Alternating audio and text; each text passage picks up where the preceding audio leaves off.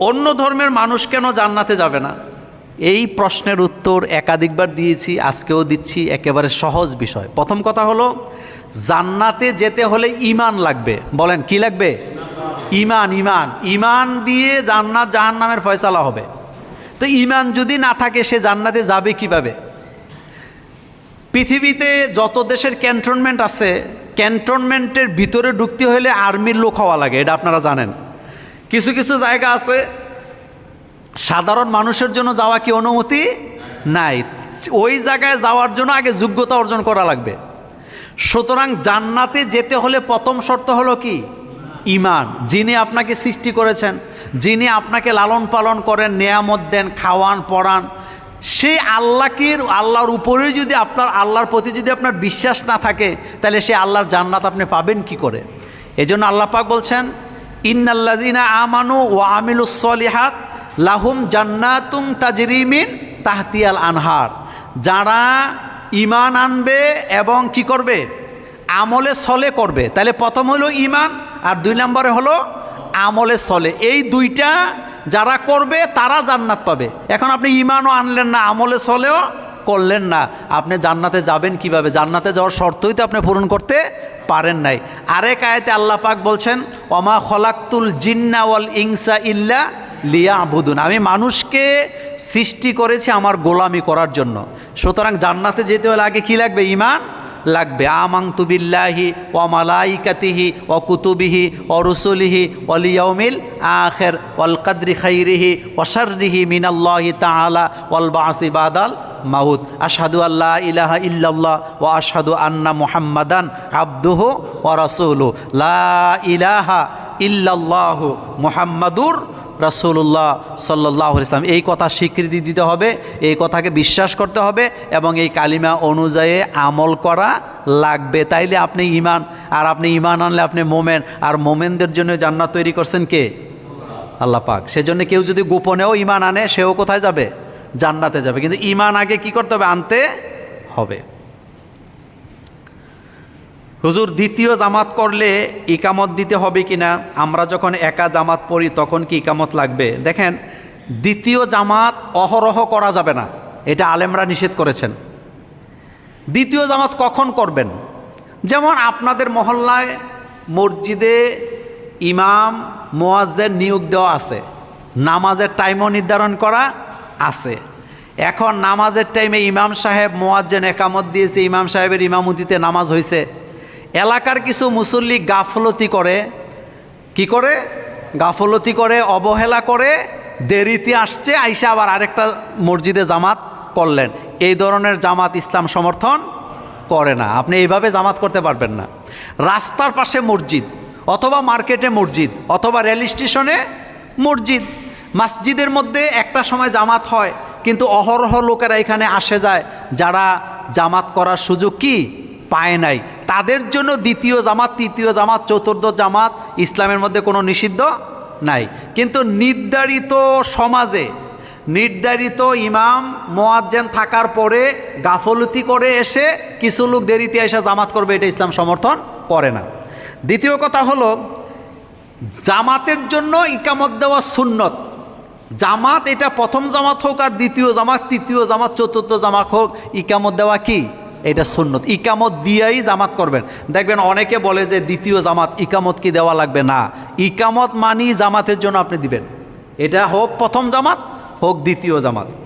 রাসূল করিম সাল্লাল্লাহু আলাইহি সাল্লামের সাহাবাদের মধ্যে এই আমল আছে। বুখারীতে হাদিস কিতাবুস সালাতের মধ্যে আসছে যে তারাও কি করতেন? দ্বিতীয় জামাত করলে ইকামত দিয়ে করতেন। তৃতীয় আরেকটি কথা আসছে যে আমরা যখন একা নামাজ পড়ি তখন কি ইকামত লাগবে? হ্যাঁ, আপনি ইকামত দিয়েই না নামাজ পড়বেন। ইকামতটা হলো সুন্নত। ইকামতটা কি? সুন্নত। এই জন্য একা পড়েন আর জামাতে পড়েন, ইকামত দিয়ে নামাজ আদায় করবেন। মহিলারা কবর জিয়ারত করতে পারবে কিনা? হুজুর, আমি আমার মা বাবার একমাত্র সন্তান, মেয়ে, তাদের আর কোনো সন্তান নেই, আমি কি মা বাবার কবর জিয়ারত করতে পারবো? প্রথম কথা হলো, মহিলাদের কবর জিয়ারতে রাসূল সাল্লাল্লাহু আলাইহি ওয়াসাল্লাম নিরুৎসাহিত করেছেন। তার কারণ হলো, মহিলারা বিলাপ করার অভ্যাস আছে। কোনো কিছুতে তারা কি করে? বিলাপ করে, হাউমাউ করে। তো মহিলারা কবরস্থানে গেলেও তাদের ওই আবেগ ধরে রাখতে পারে না, তারা হাউমাউ করে কান্নাকাটি কি করে। এই ধরনের আবেগের কারণে রাসূল ইসলাম তাদেরকে কবর জিয়ারতে নিরুৎসাহিত করেছেন। কিন্তু আম্মাজান আয়েশা রাদিয়াল্লাহু তাআলা আনহার একটি বর্ণনা আসছে, তিনি রাসূলকে জিজ্ঞেস করছিলেন যে ইয়া রাসূলুল্লাহ সাল্লাল্লাহু আলাইহি সাল্লাম, আমি যখন কবরস্থানের পাশে যাব তখন আমি কি করব।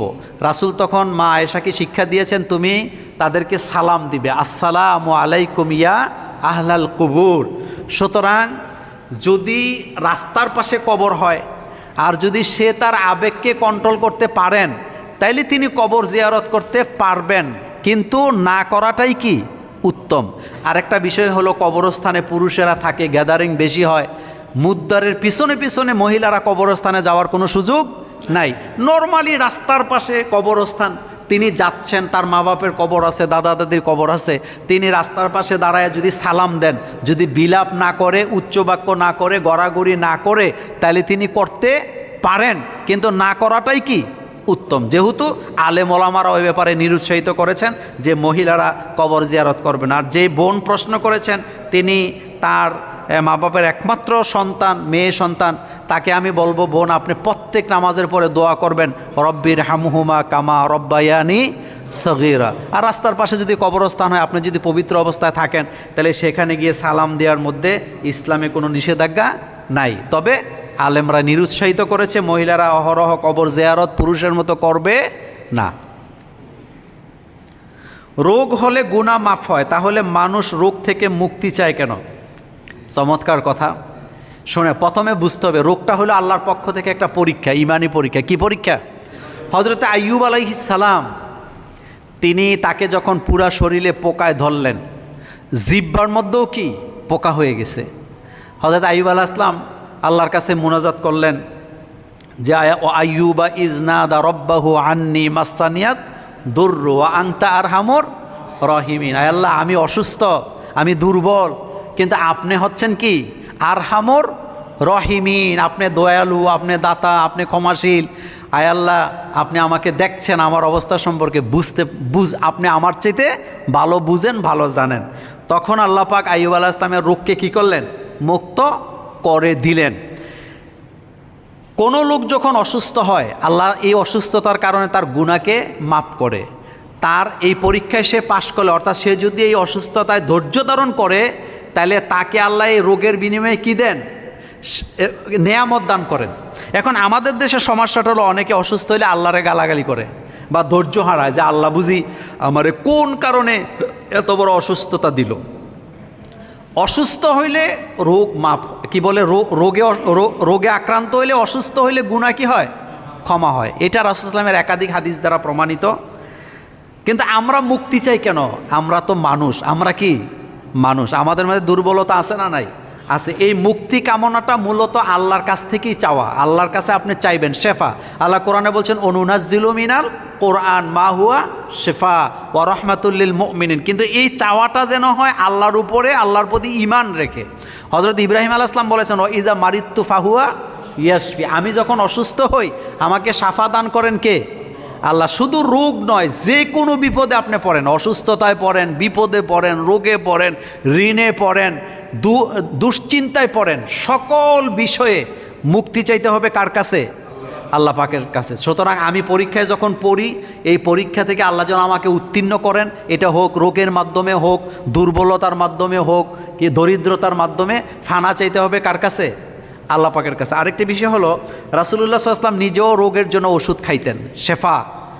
আল্লাহ রাসূল বলতেন ওষুধটা হলো উসিলা, কিন্তু শেফা দিবেন কে? আল্লাহ পাক। এইটা আল্লাহর প্রতি ঈমান রেখে আমরা রোগটা মুক্তি চাই। প্রশ্ন আসছে, গোসল ফরজ হয়ে গেছে, মনের ভুলে নামাজ পড়লে কি গুনাহ হবে? মনে যে ভুলে যায় তার কোনো আমলনামায় গুনাহ নাই। যেমন 3 ব্যক্তিকে আল্লাহ ক্ষমা করে দেয়, মানে 3 ব্যক্তির গুনাহ আল্লাহ লিখেন না। কয় ব্যক্তি? 3 ব্যক্তি। এর মধ্যে একটা হলো যে ব্যক্তি ভুলে গেছে। যেমন ফজরের সময় এমন ঘুম দিছে, হ্যাঁ মনেই নেই যে নামাজ পড়তে হবে, অথবা আসরের নামাজ তার মনেই নেই, নামাজের কথা কোনো ক্রমেই মনে হয় নাই, তাইলে এই ভুল মাপ। যখন সে তার মনে হবে তখনই সে নামাজ কি পড়বেন। গোসল ফরজ হয়েছে কিন্তু লোকটার মনেই নেই যে তার যে গোসল ফরজ ছিল, এই অবস্থায় যদি সে নামাজ পড়ে তার কোনো গুনাহ হয় নাই। কারণ যে ঘুমন্ত অবস্থায় থাকে, যে ভুলে যায় অথবা যে পাগল হয়, এই 3 প্রকার ব্যক্তির আমলনামা লেখা হয় না। তার থেকে কলম উঠায় নাই কে? আল্লাহ পাক। তার কোনো গুনাহ হয় নাই। দ্বিতীয় কথা হলো নামাজটার কি হবে? তিনি যখনই তার মনে হয়েছে যে আমি গোসল ছাড়া নামাজ পড়ছি, তখন তিনি আবার কি করবেন? গোসল করে যেই নামাজটা তিনি পড়ছিলেন ওইটা কাজা করবেন, মানে ওইটা আবার তিনি কি পড়বেন।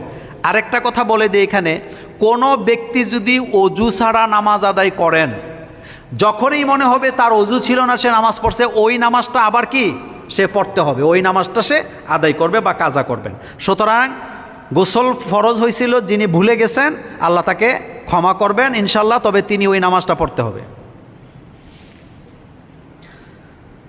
মোবাইলে ভিডিও কলে বিদেশ থেকে বিয়ে করলে বিয়ে হবে কি না? হ্যাঁ হবে। বিয়ে হবে না কেন? বিয়ের শর্ত পূরণ করতে হবে, মোহরানা ধার্য করতে হবে, ছেলে মেয়ে নির্ধারণ করতে হবে, সাক্ষী থাকতে হবে, এবং ছেলে যে কবুলটা বলতেছেন এটা সাক্ষীরা যদি দেখেন, তাহলে মোবাইলে ভিডিও কলে বিয়ে করার মধ্যে কোনো দোষের কিছু নাই। আরেকটা কথা আমি আপনাদেরকে সাবধান করি, সেটা হলো বিয়ে এমন একটা জিনিস, বিয়ে তারপরে তালাক, এগুলো খুবই স্পর্শকাতর জিনিস। এগুলো দুষ্টামি করেও করা যাবে না, করলে এটা হয়ে যাবে। যেমন কোনো ব্যক্তি যদি কোনো মেয়েকে সামনে রেখে দুষ্টামি করে ও সাক্ষীদের সামনে বলে যে আমি তারে বিয়ে করলাম, আর মেয়ে যদি রাজি থাকে তাহলে কিন্তু বিয়ে হয়ে যাবে। এজন্য আমাদের দেশে যে নায়ক নায়িকারা যে অভিনয়গুলা করে তারা কিন্তু বিপদ আছে। সেম তালাক, কি তালাকও যদি দুষ্টামি করে বউরে দেয় তালাক হয়ে যাবে। মোবাইলে স্ত্রীর সাথে কথা বলতেছে হাসি তামসার মধ্যে যদি বলে আমি তোমারে তালাক দিয়ে দিলাম, ছেড়ে দিলাম, বউ কিন্তু তালাক হয়ে যাবে। এজন্য বিয়ে তালাক এগুলা নিয়ে দুষ্টামি করা যায় না, দুষ্টামি করা উচিত না। সুতরাং আমাদের দেশে অহরহ বিদেশ থেকে বিয়ে হয়, তো বিদেশ থেকে যদি ভিডিও কলে কবুল বলেন, সাক্ষী যদি থাকে, মোহরানা যদি থাকে, তাহলে বিয়ে কি হবে? বিয়ের কোনো ক্ষতি নেই। আর এটা কাবিননামার মধ্যে যেখানে ছেলে সই দেয় ওখানে কিন্তু শুধু ছেলে না, এখানে লেখা আছে বর অথবা বরের অভিভাবক কি দিবে? সিগনেচার দিলেই বিয়ে হয়ে যাবে। সুতরাং ছেলে যদি বিদেশে থাকে, মোবাইলে ভিডিও কলে যদি বিয়ে করে, সাক্ষী যদি থাকে, মোহরানা যদি থাকে, তাহলে বিয়ে কি হয়ে যাবে ইনশাল্লাহ। মৃত্যুর পর মৃত ব্যক্তি মানুষের রূহ কি আমাদের বাড়িতে আসে? এরা কি আমাদেরকে দেখতে পায়?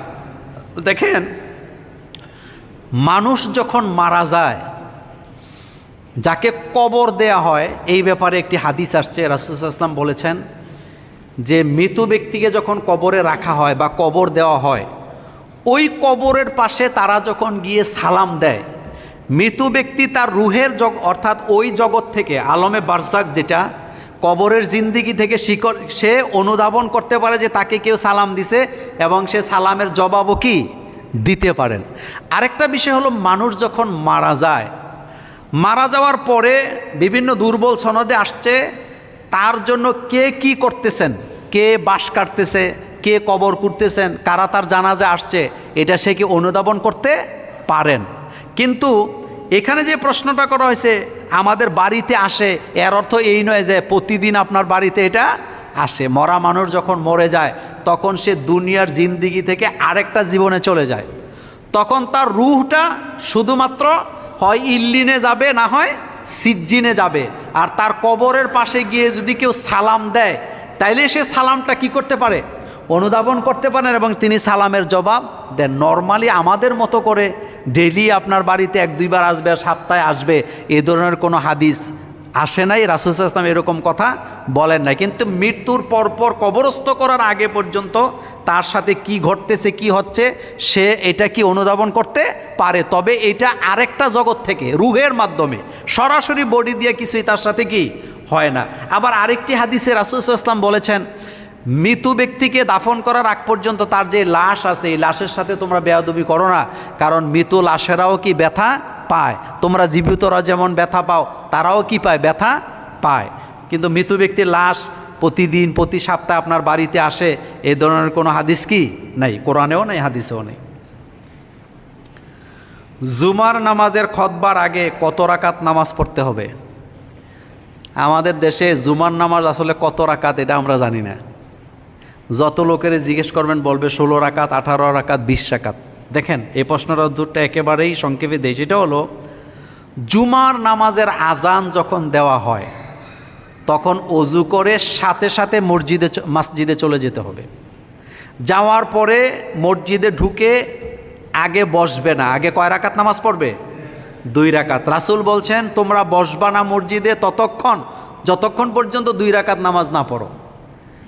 এখন 2 রাকাত পড়বেন তাহিয়াতুল ওযু, এরপরে দুখুলিল মসজিদ 2 রাকাত পড়লেন, এরপরে 2 রাকাত পড়তে থাকবেন ততক্ষণ ইমাম সাহেব মিম্বরে উঠবে না।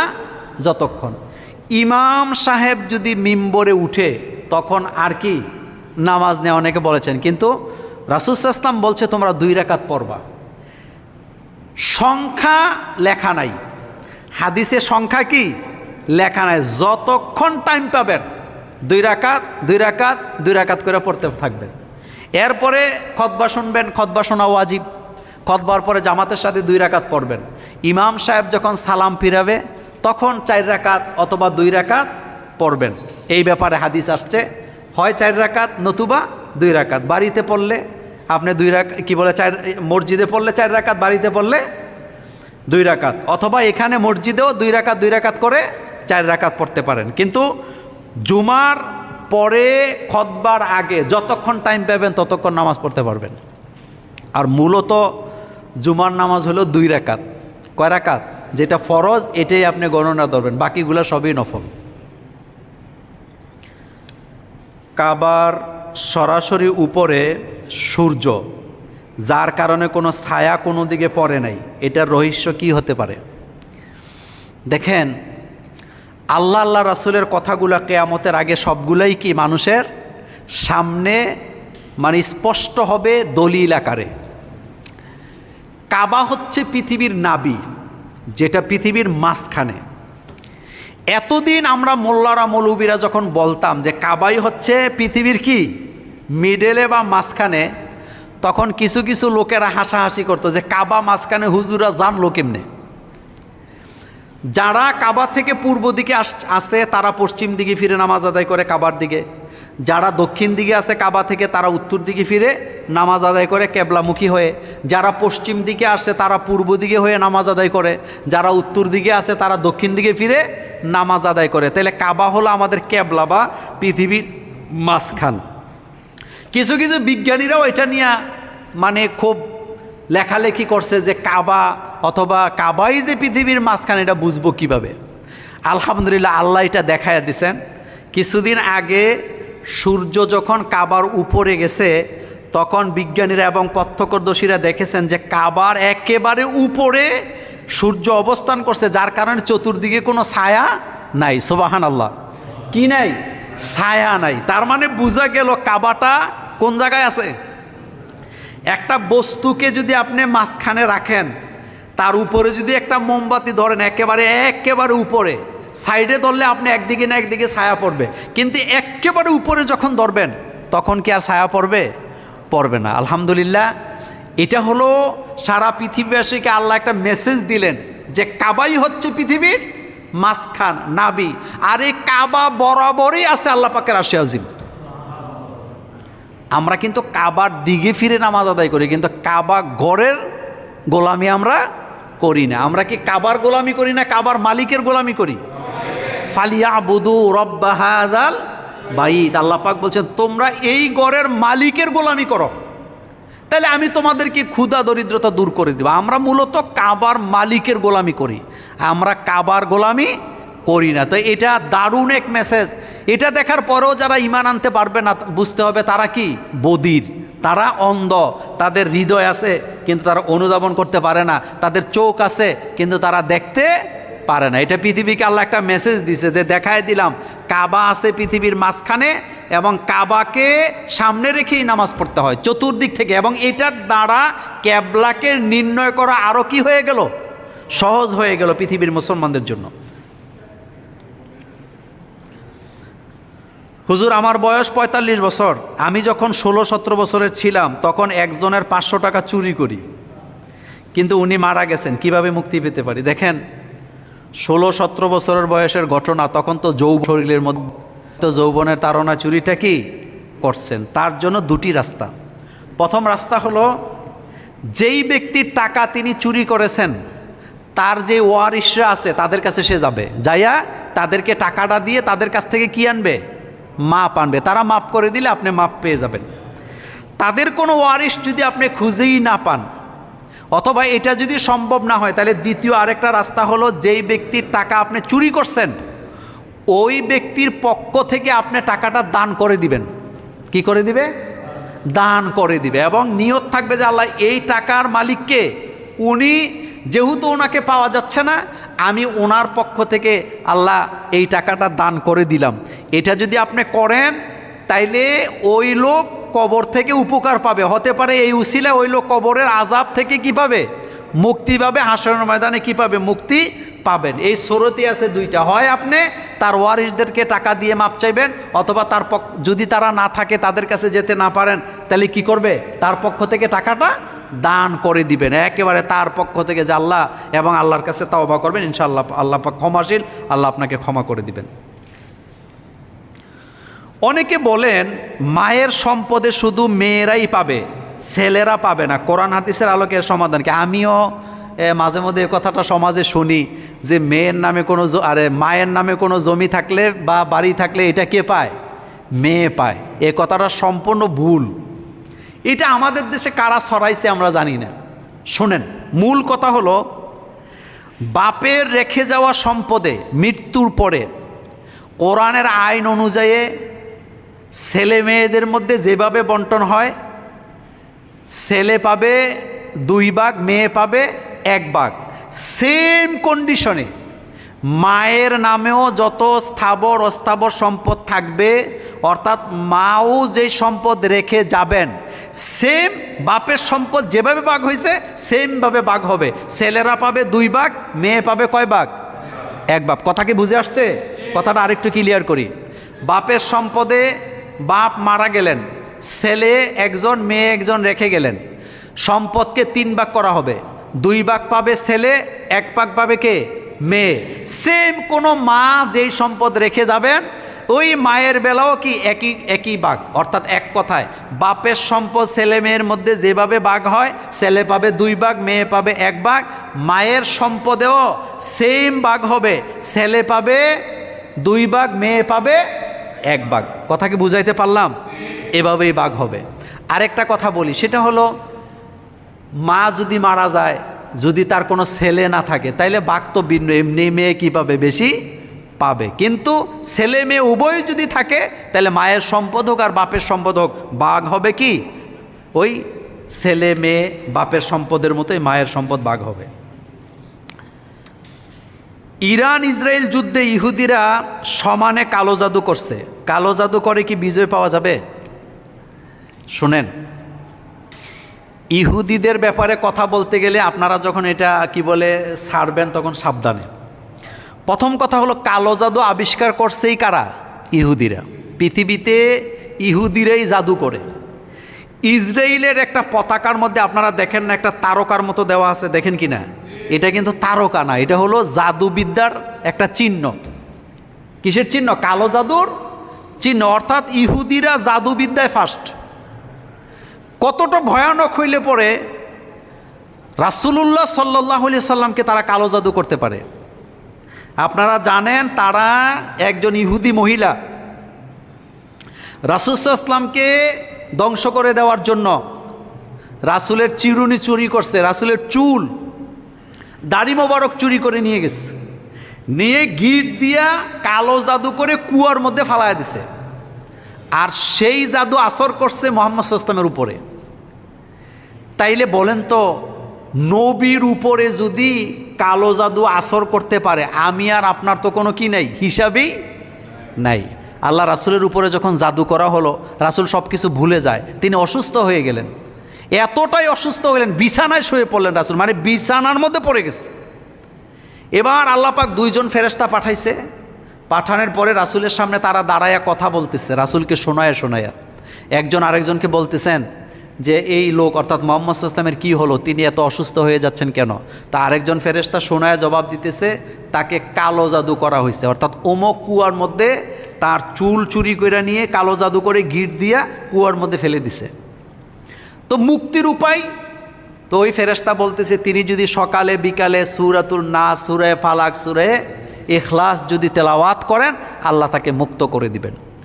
সুতরাং সেই ইহুদিরা আজও আছে নাকি নাই? আছে, তারা জাদু করবে। কিন্তু আমরা যারা মুহাম্মদ সাল্লাল্লাহু আলাইহি ওয়াসাল্লামের উম্মত, তাদের কাছে যেমন কালো জাদু আছে, আমাদের কাছেও জাদু থেকে উদ্ধারের অস্ত্র আগেই দিয়ে রাখছে কে? আল্লাহ পাক। সেজন্য আমাদেরকে ফজরে, মাগরিবে, সকালে, বিকালে সূরা নাস, সূরা ফালাক তেলাওয়াত করতে হবে। সূরা নাস এবং সূরা ফালাক যদি তেলাওয়াত করেন, তাহলে আপনার উপরে কালো জাদু আসর করতে পারবে না। আরেকটা কথা হলো, কালো জাদু না, পৃথিবীর সমস্ত অস্ত্র শস্ত্রও যদি ইহুদিদেরকে দেওয়া হয়, আর মুহাম্মদ সাল্লাল্লাহু আলাইহি ওয়াসাল্লামের উম্মতের মধ্যে একজন উম্মতও যদি জীবিত থাকে, ইহুদিরা বিজয় লাভ করতে পারবে না। এই কথা আমার নয়, এই কথা বলেছেন মুহাম্মাদুর রাসূলুল্লাহ সাল্লাল্লাহু আলাইহি ওয়াসাল্লাম। আল্লাহ রাসূল বলেছেন, এমন একটা সময় আসবে আমার উম্মতের সাথে ইহুদিদের যুদ্ধ হবে। সেই যুদ্ধে ইহুদিরা মাইর খাইয়া গাছের পেছনে লুকাবে, পাহাড়ের চিপায় যায় লুকাবে, আর গাছ চিৎকার দিয়ে বলে দিবে, ও মুহাম্মদ সাল্লাল্লাহু আলাইহি ওয়াসাল্লামের উম্মত, আমার পেছনে ইহুদি লুকাইছে, তুমি তারা এখান থেকে ধরে নিয়ে যাও। পাহাড়ের আপনার কি বলে, গুহার মধ্যে ইহুদি লুকাবে, পাহাড় চিৎকার করে বলে দিবে, ও মুহাম্মদ সাল্লাল্লাহু আলাইহি ওয়াসাল্লামের উম্মতেরা, আমার গুহার মধ্যে ইহুদি লুকাইছে, তাকে এখান থেকে ধরে নিয়ে যাও।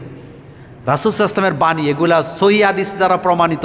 তাহলে বোঝা গেল একজন উম্মত বেঁচে থাকতে ইহুদিরা বিজয় লাভ করতে পারবে না। আর এই বিজয় আমাদেরকে দিবেন কে? ইহুদিরা সারা জীবন আমাদের জন্য ক্যান্সার। কোরআনে আল্লাহ পাক বলছে, ইহুদিরা কখনো তোমাদের বন্ধু হবে না। তারা অসংখ্য নবীদেরকে হত্যাও করেছেন, অসংখ্য নবীর হত্যাকারী, অভিশপ্ত জাতি হলো ইহুদিরা। সুতরাং তারা কালো জাদু করতে পারে, কিন্তু কালো জাদু থেকে বাঁচার জন্য আমাদেরকে নিয়মিত আমল করতে হবে। আরেকটা হলো, তারা কখনো বিজয় লাভ করতে পারবে না। রাস্তায় টাকা পড়ে থাকলে ওই টাকা কি হাতে নিলে গুনাহ হবে? না, হাতে নিবেন। শোনেন, রাস্তায় পড়ে থাকলে আমাদের দেশের লোকের অনেক সময় টাকা ধরতে চায় না, ধরলে গুনাহ হবে। আমি বলি না, ধরলে গুনাহ হবে। নিয়ম হলো, রাস্তায় যদি টাকা পড়ে থাকে, আপনি টাকা উঠাবেন, উঠাইয়া নিয়ে আপনি মালিককে খুঁজবেন। মালিক যদি না পান, আপনি নিজে টাকা খরচ করতে পারবেন। তবে নিয়ত থাকবে, যদি কোনো দিন মালিক ফেরত আসে, তাহলে আমি মালিকরে কি টাকাটা দিয়ে দিব। আর আপনার যদি অবস্থান ভালো হয়, তাহলে আপনি এই টাকা দান করে দিতে পারবেন। কিন্তু দান করলে আর একটা মুশকিল আছে, সেটা হলো, আপনি রাস্তায় টাকা পাইছেন, পাওয়ার পরে টাকাটা আপনি দান করে দিলেন। দান করার পরে টাকার প্রকৃত মালিক যদি পাওয়া যায়, আর ওই মালিক যদি টাকা দাবি করে, তাহলে আপনি টাকা ফেরত দিতে হবে। এজন্য উত্তম হলো আপনি নিজে কি করা, ব্যবহার করা বা টাকাটা খরচ করা এই নিয়তে যে মালিক পাইলে আমি তাকে কি করব, দিয়ে দেব। আর যদি দান করেন, ওই স্রোত, এটা দান করলে মালিক পাওয়া গেলে আপনাকে দিতে হবে।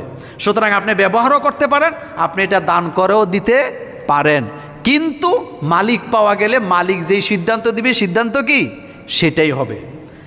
আরেকটা কথা বলে রাখি, রাস্তাঘাটে কোনো কিছু পাওয়া গেলে এটা উঠাবেন, কারণ আপনি ভালো মানুষ, আপনি উঠাইলে এটার আসল মালিক পাওয়ার কি সম্ভাবনা আছে। কিন্তু আপনি যদি না উঠান, তাহলে এটা যদি খারাপ মানুষের হাতে পড়ে, এটা কি প্রকৃত মালিক আর পাবে না। যেমন গতকালকে পত্রিকায় পড়লাম, একজন অটো রিক্সাওয়ালা, তার রিক্সার মধ্যে 11 লক্ষ টাকা না কত লক্ষ টাকা ফেলে চলে গেছে।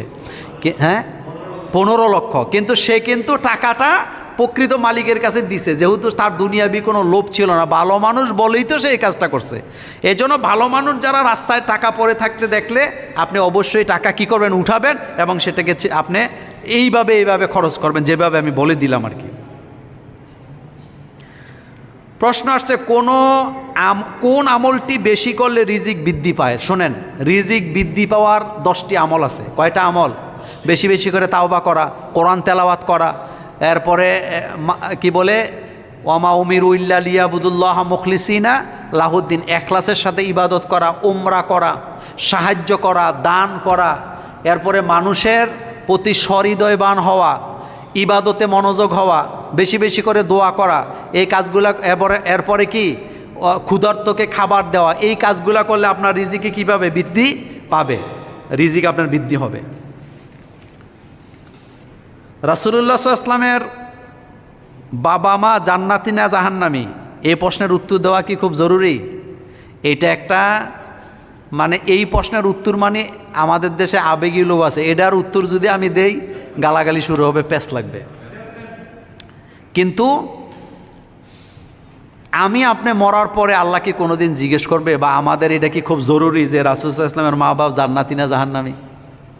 আমি যদি এখন এটার উত্তর দেই গালি খামো, সুতরাং গালি খাইতে চাই না। এটার আলোচনা অনেক আলেমরা হয়তো আগে দিছে।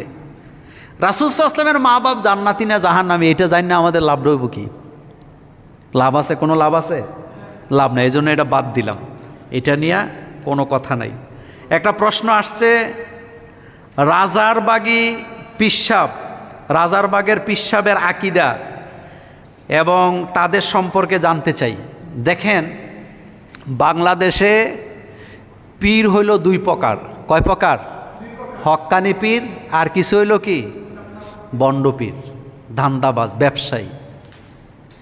আশ্চর্য হবেন, আমাদের বাংলাদেশটার মানুষ এত আবেগী, যারা গাঁজা খায়, ফিরালি করে, এরকম পীর যদি থাকে তার কাছেও মুরিদ হয়, এরকম আসেনি? ল্যাংটা পীরের মুরিদান বাংলাদেশে আসেনি?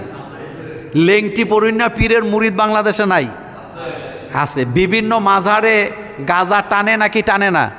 কিন্তু যারা টানে তারা ফতুয়া দেখো, গাঁজা তো আল্লাহই বানাইছে, আল্লাহ দিছে, সিদ্ধি আমরা খাই, সিদ্ধি খেলে বুদ্ধি হয়। গাঁজা হইলো একটা তরকারি, গাঁজা একটা কি তরকারি, কিন্তু তাদের আকিদা ভালো না। এই রাজারবাগের আকিদা নিয়ে আলেম ওলামারা বাংলাদেশে অনেক অনেক আন্দোলন করছে। আপনারা জানেন এই রাজারবাগ ঢাকা শহরে অবস্থিত, তাদের অনেক সম্পদ, অনেক পাওয়ার তাদের। এবং খুব আশ্চর্যজনক ব্যাপার হলো, বাংলাদেশের বড় বড় রাজনীতিবিদরা, বড় বড় ব্যবসায়ীরা রাজারবাগে যায় মুরিদ হয়, এবং তাদের আকিদা হলো ওখানে মুরিদ হইলে বড় লোক হওয়া যায়। নামাজ নাই, তাদের আকিদা ভিন্ন, তাদের নামাজের সিস্টেমও নাকি ভিন্ন। সুতরাং এই ধরনের পীর যারা আল্লাহ রাসূলের তরিকার দাওয়াত দেয় না, কোরআনের দাওয়াত দেয় না, তারা হইল সমাজের জন্য ক্যান্সার। বলেন, সমাজের জন্য কি? কোনো ক্রমে তাদের বিস্তার ঘটতে দেওয়া যাবে না। আমি এক লোকের বাসায় গেলাম, যাই দিয়ে পিসাবের ছবি লটকায় রাখছে। ঠান্ডা মাথায় জিজ্ঞেস করলাম এটা কি? কয় পিসাবরে দেখলে আল্লাহর কথা মনে হয়। পরে শুনলাম ওই লোক যেই রুমের নামাজ পড়ে ওই রুমেও নাকি পিসাবের ছবি লটকায় রাখছে। পিসাবের ছবি রাখলে যদি আল্লাহর কথা মনে হয়, তাহলে রাসূলুল্লাহর ছবি বানাই আমরা কলজার মধ্যে লটকায় রাখতাম। কথা ঠিক কি না? এগুলো হইল বন্ডামি, এগুলা কি? সুতরাং রাজারবাগের আকিদা জঘন্য। আহলুস সুন্নাত ওয়াল জামাতের সাথে তাদের আকিদার কোনো কি নাই, মিল নাই, এবং তারা সমাজের জন্য ক্যান্সার। তারা যাতে সমাজে বিস্তার লাভ করতে না পারে, তাদের কোনো খেলাফত যেন আমাদের অঞ্চলে আসতে না পারে, তাদের দ্বারা কোনো প্রতিষ্ঠান হয়ে যেন তাদের বন্ড আকিদা আমাদের সমাজে ছড়াতে না পারে, সমাজের সকলকে ঐক্যবদ্ধ হয়ে তাদের বিরুদ্ধে লড়াই করতে হবে। কারণ যে পীর গোমরা, তার কাছে যারা যাবে তারাও কি হবে? গোমরা হবে। এই জন্য যারা কোরআনের দাওয়াত দেয়, রাসূল ইসলামের সুন্নার দাওয়াত দেয়, তাদের কাছে আমরা যাব, তাদেরকে ওস্তাদ মানব, তাদেরকে পীর মানব। কিন্তু যাদের আকিদা খারাপ, যারা মানুষকে হেদায়েতের পথ থেকে দূরে সরায়, তাদের সাথে আমাদের কোনো সম্পর্ক থাকতে পারে না। আল্লাহ পাক আমাদের সকলকে কবুল করুক। আসসালামু আলাইকুম ওয়া রাহমাতুল্লাহ।